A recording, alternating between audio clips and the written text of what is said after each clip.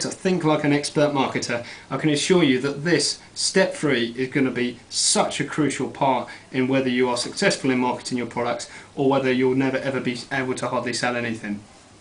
You may relate to a lot of what I talk about in this step 3 as well.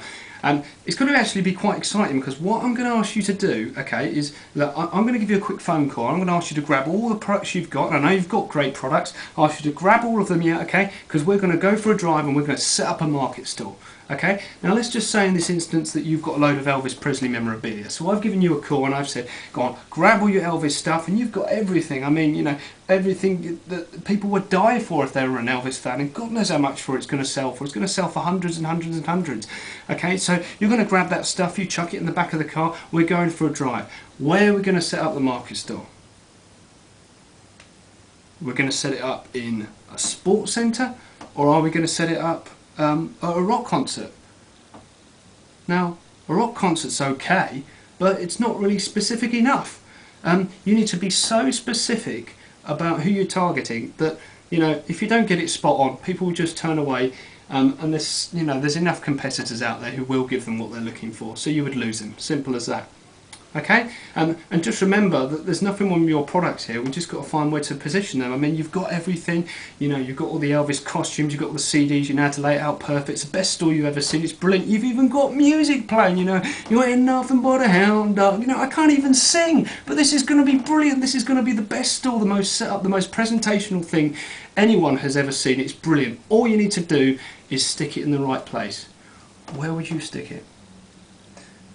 Well, I would stick it, and I would not compromise on this, I would stick it in an Elvis Presley memorial concert.